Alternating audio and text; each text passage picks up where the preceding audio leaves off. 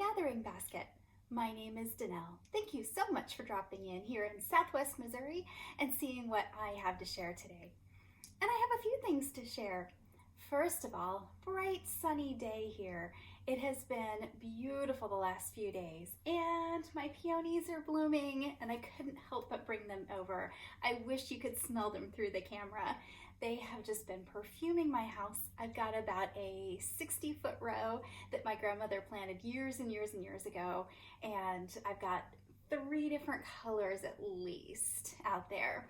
So, and they all bloom at different times, so I can have a bouquet here of the white ones, and then the light pink ones come, and then the dark pink comes, and I've been able to have bouquets that I have been enjoying inside on the days when it hasn't been so bright and sunny. So we are definitely doing a lot of gardening outside right now, which has definitely interfered with my crafting time. But I've got enough to show you, I think, to make a full episode. Most of it, I don't think, as far as I have not touched my spinning wheel since I talked to you last. Well, that's not entirely true. I did try out a little bit of a new fleece that I got, or new roving that I got back from the mill. More on that when I have a chance to spin more than 6 inches.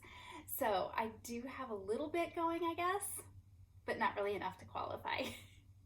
I am having some issues though. Last time I told you that I was working on, I'm calling it the Cara hat, with the hand spun that I had done here a while back out of the horned Dorset or Dorset Horn. I've seen both. And I have done 2 hats since I talked to you, or started 2 hats. I got about 3 inches of twisted rib here, and then I started the pattern for the Cara hat. And honestly, with the kind of the tweediness of that heathered look in the yarn, the pattern wasn't showing at all. In fact, it looked messy. So I ripped that out back to the ribbing, and then I started just a the Cara hat has floats, 3-stitch floats, and it's a free pattern. So you have these floats going over the knitting. And I thought, well, maybe because, let me see if I can get this up a little closer. The twisted rib looked really, the stitch definition was really nice. So I thought, well, maybe if I just did a knit purl, kind of continued that look. So you can't tell it all, but I tried to do just a knit 3, purl 3, and then have it spiraling. So I was offsetting by 1 stitch each row. So you'd have kind of this spiraling knits and purls. Again, you can't see it. In fact, it just looks like I sort of got the knitting all bumpy and mixed up. So it's looking like a mistake. And I'm really not sure what I am going to do with this. So I will say that if you have any recommendations of a pattern, stitch pattern, hat pattern, that might work with this, I am definitely open to suggestion. One thought I had was just to do kind of a basket weave knit, again, just the knits and purls.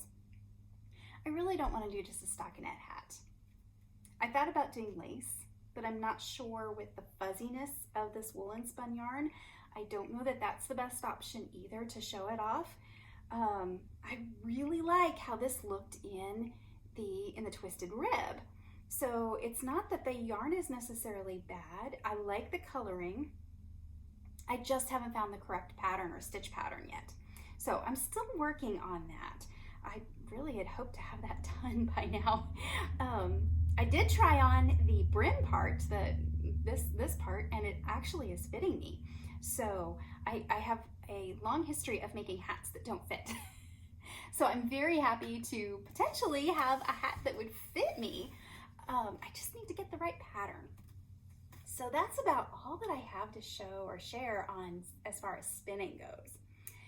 And then I'll switch things a little bit. I usually talk about knitting next, but I do have one FO to show you. I did get my butterfly patch quilt finished. And I can't really, I'll try, if I can get a good picture of the whole thing, I'll try to insert a picture of that. But this is the Lella Boutique pattern that I talked about last time, called Butterfly Patch. And it's basically just a scrappy bunch of little blocks that are put together to form this great big butterfly. My version is a little off measurement wise. I had to do a little bit of revision, but we all modify patterns, right? So this is basically a 65-inch square butterfly. And I couldn't get it all in frame, sorry, but you can kind of see the detail of the different stars, the 9 patches in the corners, half square triangles. So really very easy blocks to put together, and the directions were very well done. I had a little bit of modification to do because the pattern is set up to use layer cakes or 10-inch squares, and I opted to buy yardage instead. So I had to do a little bit of refiguring on how I would cut things off just to be most efficient to use my fabric. And actually, because I did that, I was able to use less fabric. I have quite a bit left over. I'm not sure exactly what I'll make next, but I think it'd be enough to do a nice little scrappy baby quilt or something like that, and definitely like the colors for a baby blanket. So I may be doing something like that next, just to use up my scraps. But it was a lot of fun to put together, and I was able to piece the whole thing on my treadle machine. That was my challenge to myself last time I told you about, and I really wasn't sure if it was going to work. But I was able to get it all sewn. I still have a little bit doing that big of a project all at one time on a new machine, new to me, very old machine. But I was able to figure out, I had to wind several bobbins, so that gave me some practice on winding bobbins with this this type of machine. Just treadling that much. By the time I got it done, it really felt natural. So I'm very happy with it, how it's sewed. I did have some issues with setting my seam allowance. I use a little magnetic gauge, which on a machine like this is perfectly safe. It is a metal body, and does not obviously does not have a computer on it to mess up with a magnet. You do want to be careful if you use a magnet around any kind of computerized machine. Quite safe with this little girl. So I have a seam guide. Basically it's well, hold it. Let me just grab it for you. And there are multiple of these, this type of thing. But basically it's a little ruler, and there's little holes in here where you can put your needle. And then you basically, like, here's a 1/4 inch, and you put your needle right through that hole, and then you should be able to line up a stitch guide of some sort. And that can be a magnetic stitch guide, like this, just a magnet on the back. So I set that up. Or if you don't have one of these little guys, you can use a piece of tape, a rubber band, and that gives you a nice flat surface, raised surface, to be able to line your seam zip. So I lined this up, what I thought was fairly accurately. But when I got the entire quilt done, all the blocks done, I realized I was exactly, essentially one thread. So the width of my sewing thread off by a little bit. My seam was just that much too big.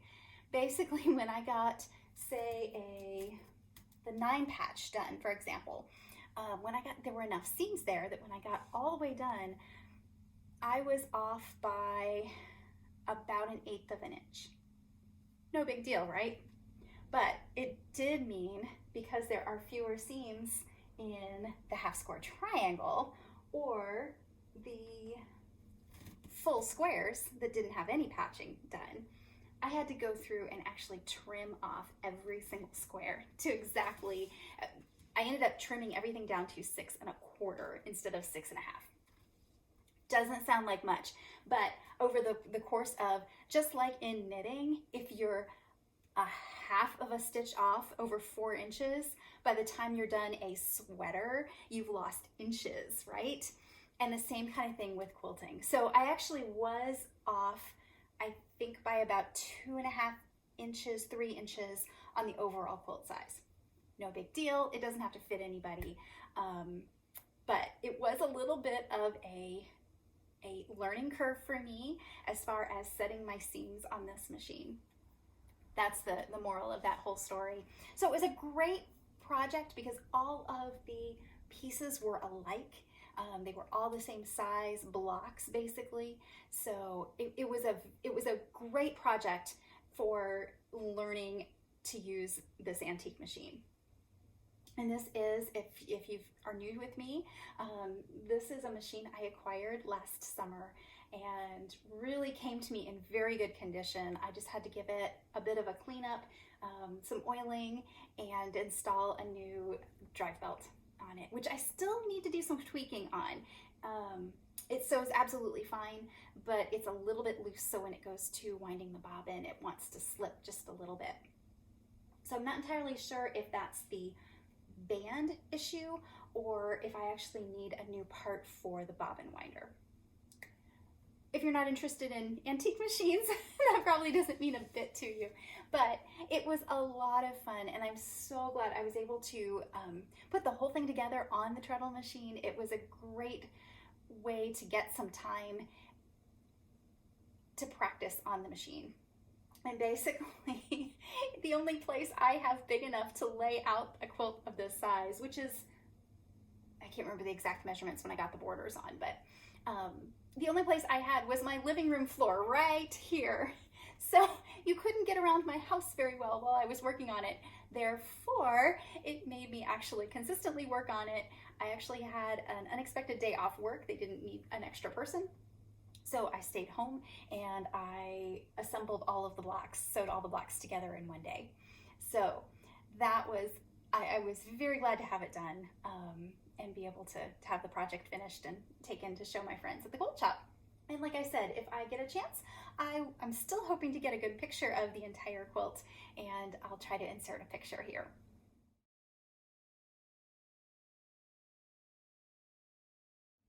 So that is my quilting adventure.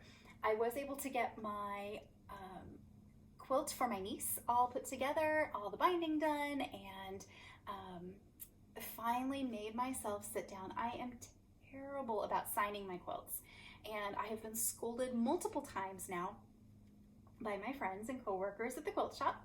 And so I sat down and did an embroidered name patch, basically just saying my niece's name and the date of her graduation and put my name on there. So I have that finished and ready to go in a bag so I can get it to her this next weekend. Very excited about that trip. That's about it on my sewing adventures. I've definitely got some stuff I really want to share and just not, it's not here yet to share with you. So there will be more quilting stuff coming in the future, you can be sure. Knitting wise, I don't have anything really new to show you. I did get, last time I showed you that I had one of my songbird knits finished. One of the things that I am going to do when I go down to my niece's graduation, we are going to be very close to McKinney, Texas, and the McKinney Knittery. In fact, for my birthday, I got a gift card to use down there. So I will be invading McKinney, Texas, and going to the yarnery and using my birthday gift. And I got this, I was given this yarn when my parents visited for me. So this is tuku wool, and I don't have, it's just numbers on the colorways, but this blue and kind of an oatmeal color. And I really wanted to have this done to take down with me and show the ladies down there because they worked really hard helping my parents pick out the colors for me. So I was hoping to get this completely done. This morning I was to here, and then I've just I sat down for about an hour before I went to church this morning and got about 15 rows done. So I was up to here, and then I got another 15 rows done this afternoon. Basically, I've just been putting in 10-15 rows anytime I get a chance. I am ready. My next row will start the tip of the hand shaping. So I will be ready to, I know once I get to decreases, you know how it goes. When you get to decreasing and every row is just another stitch, well, in this case, I think it's every row is you lose 4 stitches. So it goes really quick from here to here. So I'm really kind of hoping that I can get the actual mitten part finished tonight, and then that will leave me tomorrow. I can knit the thumbs. Right now I just have the placeholders. So I just need to knit up the thumbs, and that would leave me Tuesday night. Hopefully I could get them all blacked and hopefully dried in time that when we leave Thursday morning, they will be ready to take with me. So I am so close. This is going so fast. And the thing I really like with color work, especially on something like socks or mittens, it's all worked from a chart. So there's a little bit of written direction usually, but mostly it's in chart form. I don't know about you, but I am a list maker. And when you have a chart, and there's a separate chart for right and left. So you have a chart that you can use a highlighter and mark off what you've done. And it is so super satisfying to mark each row off. Every row feels like a finished project in and of itself. So that's what I really, really enjoy with color work. I need to pick another color work project, I think. I want to keep going with the color work. I definitely want to practice. I am not an expert. There are flaws. And I think if I could just keep up with the color work and get some more practice, I would really enjoy it and get better. It all comes down to practice, right? Whether it's quilting, knitting, anything in life. So, and then I told you about my 2 at a time adventure with my Eeyore's Rainbow. Oh my goodness, how many times did I say Eeyore's Rainbow in that last video? But these are just the most amazing colors. So I've gotten 2 stripes finished since I talked to you last. I actually did take these. I had to go to a meeting about an hour away and I was not driving. So I took these along, and you know, it really wasn't, they weren't bad. Sorry, I'm farther from the camera. But it wasn't bad to work in the car. I think I'm finally at the point now where the toes are done and there's just enough weight there that it's easier to slide the sock from side to side. So I was able to get 2 stripes done in the car the other day. That was the first I had touched these again. So I'm still plugging along, and those will go on my trip with me. And then just because I needed something simple to work on that would travel a little bit better, I pulled out, I got this last fall. I had heard a lot of people talking about Heritage Prints, Cascade, just Heritage Prints sock yarn. And I went to probably the most local yarn shop to me, which is in Springfield, called the Village Yarnery. And they had, this is the first time that I had seen the Heritage Prints. So I picked out a color because I do have several outfits that I thought these would be fun to have semi-matching, coordinating whatever socks with. And I had not had a chance. That was like last October, and I had not had a chance to cast them on. And in the spirit of trying new things, well, this is not entirely new, I had picked up a pair of Knit Picks Royale DPNs a couple years ago, and I learned to knit with DPNs. The first pair of socks, oh, I have to show those to you someday. I still have them. I knit the first 2 pairs of socks, I think, with DPNs, and they took me something like 2.5 years to knit. So once I found Magic Loop and figured that out, I really have, every once in a while, like baby socks I will do on DPNs. Sometimes I'll do hats on DPNs. I really like the idea of DPNs more than I like the actual knitting on DPNs. And I know everybody's different, but every once in a while I like to go back and I keep thinking maybe one of these days it'll really click. So I had bought these Royales and had not tried them out. So I grabbed this and thought I'll give this a try using those Royales. And I really like the patterning, is kind of fun. It's not an expensive yarn. The feel of it is really nice, and from what I've heard, it's quite a workhorse. So I'm enjoying just a very simple, don't have to think about it, knit sock. This has been definitely one of my purse knitting projects. I have another pair of baby socks that's almost done. Those have been living in my purse, and so this will be my next project to just be kind of my mindless knitting. And I'm really liking, I'm liking the Royales. The only thing, and if any of you, several people responded about my question about the Addies, or my comment on the Addies. So if anybody knows, I'm just really curious. There is, and I don't know if you can see it, there is a little hole. Can you see that? That little black spot? There's a little hole in each side of these. I am assuming the Royales are a wooden shank, whatever, the needle part, and then it has the tips are metal. So I'm kind of assuming that that has something to do with how they attach the tip to the needle. And it's not bad, but I have found myself catching my fingernail in it. Like, it doesn't really snag the yarn, but I keep catching my fingernail on that little hole.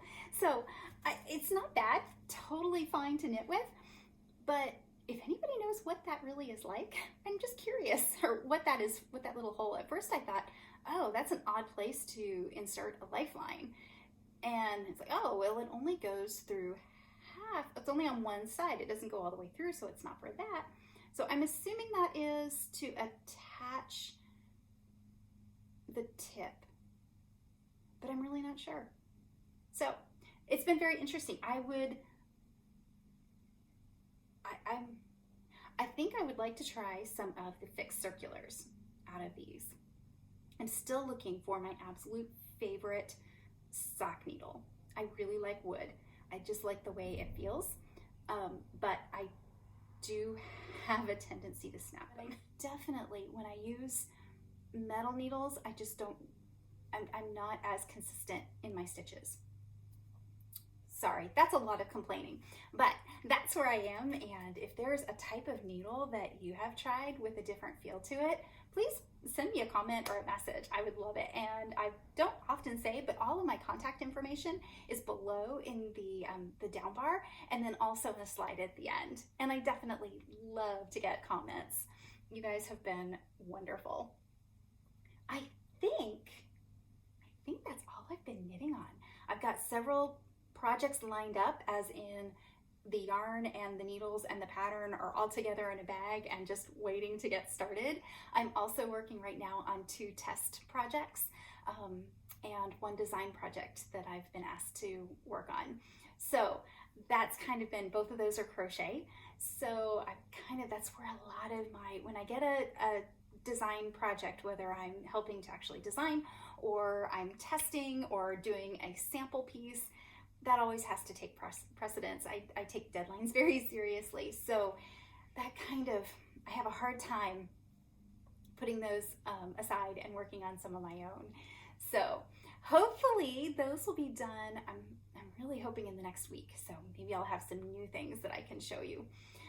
They're not travel projects, so I have had to do a lot of running to town for meetings and sitting in meetings and that kind of thing. So I can sneak a sock along with me a little bit easier than I can those projects.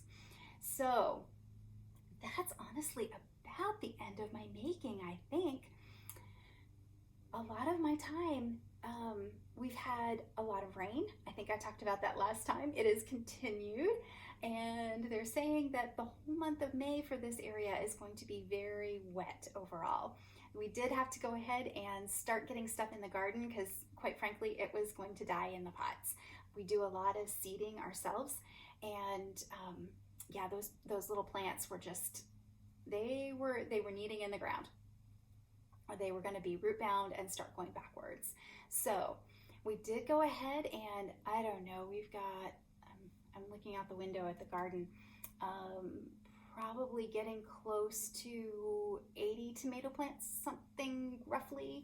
No, probably more than that. Tomato plants are in the ground. The corn is this high. We planted beans the other day. The garlic is actually starting to produce the scapes. If you haven't seen garlic growing, scapes are also edible. In fact, they're a delicacy. A lot of people fry them kind of like you would an asparagus. They're a real mild garlic taste. but it's basically the bloom stalk of the garlic. So you have a garlic growing just like an onion. They have kind of flat, strappy leaves that just kind of do like almost like a fountain of grass. And then out of the middle, some garlic does this more than others, but you'll get this long, thin, think of a tulip starting to come up, and it has this little ball at the end, and it'll come up above the plant, and then eventually it'll have this like starburst little white bloom to it that's a seed head.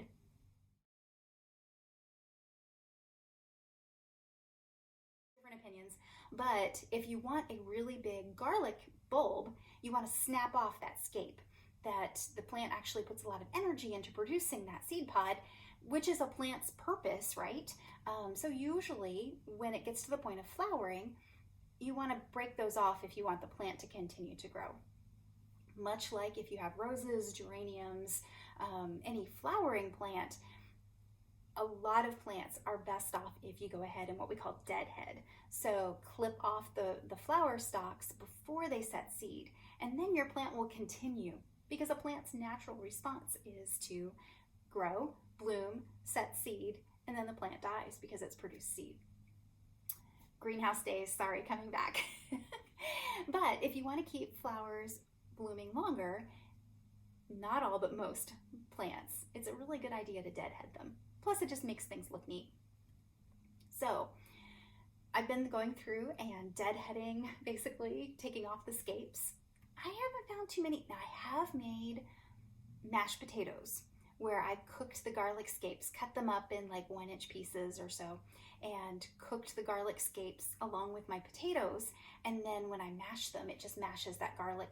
Like I said, it's a very, very mild garlic flavor into your potatoes, and you get those little pieces of the garlic scape, and they're actually quite good. I haven't done a whole lot, and I didn't get the varieties that I have this year, which I need to go back and look because I don't even remember what I planted. That was a long time ago, last fall. So these varieties haven't been producing a whole lot of scapes, which is fine by me. So but the ones that are coming up, I've been going through and snapping those off. The baby chicks are growing. They are about this tall now and definitely needing a little bit more space. I am going to be taking about half of them down to my brother this week. So 8-hour trip with 14 chickens in the back seat. We'll see. That could be a fun trip. My dad has already informed me that we are going directly to his house before we go to our Airbnb and delivering those chickens first thing. So many years ago, 30 years ago-ish, more than that, 40 years ago, when we were moving from Virginia to Pennsylvania, we had chickens, and we had an old Chevy Impala, and my dad was driving the moving truck. My mom was driving the Impala, and it was my baby brother and me and my mom and 12 chickens in a crate in the back seat next to me. It was a very long trip with a bunch of, those were full grown chickens, so the things you do. But we didn't want to get rid of the chickens. They were good chickens, and it was just a 6-hour drive. We've never forgotten that as a family. And I think my dad said something about never doing that again. But you know, when you say never, you're destined to do it. So we are going to be making a long drive with a bunch of chickens at the end of this week. Wish us luck. But they are doing great. The layers are doing well. We're getting quite a few eggs. I'm supplying several friends. And I'm going to try and experiment this week. Because we're going to be gone, we don't really need as many eggs. And I've heard several people, and some of the homesteading sites I follow, talk about freezing scrambled eggs. So before they're cooked, definitely. Although I've heard people say that they do like an egg McMuffin type thing, sandwich, and freeze them and then reheat them. So maybe that works too. But there was quite a discussion about scrambling eggs, making like little mini omelets, 1 or 2 eggs, and I have lots of frozen onions, frozen peppers, bell peppers, things like that from last year's garden still. We froze way more. I dehydrated way more than we used. So I'm looking for ways to use those up and not waste them. So I have those that I need to, like I said, to use up. So I'm gonna try to make some little mini omelets, and then basically just like crack and scramble an egg, put whatever other things you want in them, and pour them into a muffin tin, like a greased muffin tin or silicone muffin if you have the silicone cupcake forms. I'm told those work really well. You can pop them out easy. So I'm gonna try those, and then basically you freeze them in those forms, and then you can pop them out, put them in a Ziploc bag, put them in the freezer, and then just pop those out and put them in your skillet. I don't know if it'll work, but I have eggs that are gonna go bad. I have vegetables that need used up. So if it doesn't work, I'm not out much. I haven't wasted a whole lot because I can always cook them and feed them back to my chickens. Or if it does work, then wow, what fun to have available for breakfast. So I don't know. I'll let you know how that goes. I think it could be fun. I do have several friends that have told me that they do go ahead and break eggs into muffin tins or into baggies. I like the muffin tin idea. Whatever that they use in like cake recipe or cookie recipe. So whatever your recipes are, like if you use 2 eggs or 3 eggs, you can go ahead and scramble them and put them in some sort of container, freeze them. And the consistency isn't quite the same, but they bake fine. So I'm gonna try some of that too, because there's always those lulls in egg production with chickens. One is when they're molting, and for ours, that'll be coming up here pretty soon. If the temperatures get too hot, sometimes they will lay back on the molting as well, or on the egg production, and then definitely during the winter when there's not as much light. Light is what triggers the egg production, so in the hen. So there's definitely periodic seasonal lulls, and it would be really nice to have a couple dozen eggs rather than, like right now, we're just reading a lot of egg salad sandwiches and French toast and omelets, and because we've got them. So anyway, that's kind of the homestead report. Just lots of stuff going on. We had the day that I did this actually we had just gotten 2 inches of rain or something close to that. So it was too wet to do anything outside. So that's why I got the day to spend inside. The one interesting thing, and this had not even occurred to me. When you're using an antique machine, treadle machine, there's no electricity, right? That's the whole point, which means that there's no light. In this particular area, I don't really have a good lamp option.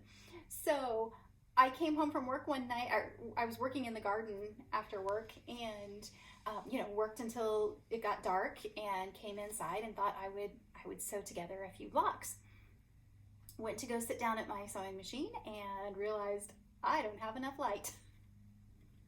So I ended up doing my sewing during the day when we had those rainy days, or when the ground was too wet to work, or in the morning, like if the dew is really heavy, then I've got a little bit of time that I can sit down and sew while I'm waiting for the grass to dry off to get some work done out there. So just the little things that you don't think of, the conveniences that we take for granted. Oh, I told you last time that I had gotten an order of worm cocoons, European night crawlers, and those are all, I think last time I told you I had just gotten those all into their bin, and yesterday I checked and I had several hatched. So very exciting for me.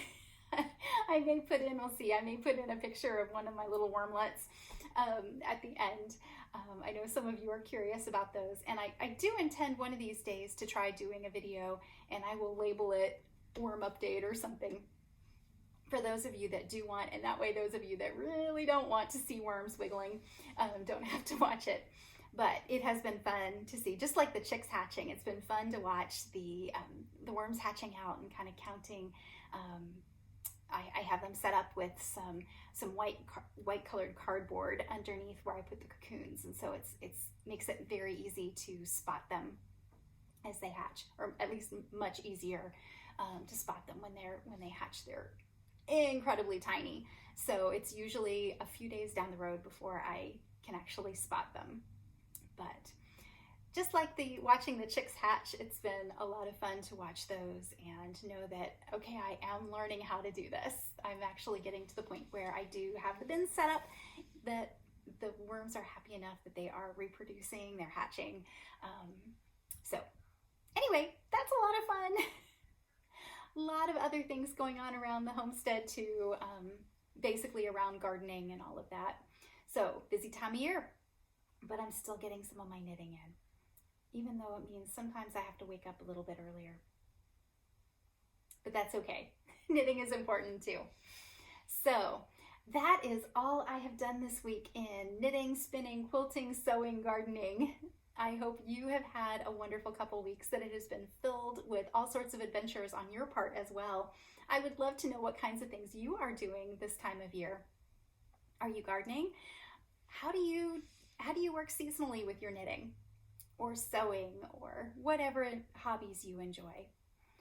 Thank you so much for joining me. Thank you for your attention. Thank you for your comments and your feedback. I've really appreciated. I feel like I'm finally starting to get to know several of you, and that's a lot of fun. So thank you for joining me again, and I will see you in a couple weeks. I hopefully will have some more projects started and maybe some footage if I get brave from my trip to the yarn store, and who knows what else will be popping up in the next couple weeks. I hope you'll join me again. But thank you for now, and I hope your gathering basket is just full of blessings as things keep springing up this time of year. I will see you soon. Bye for now.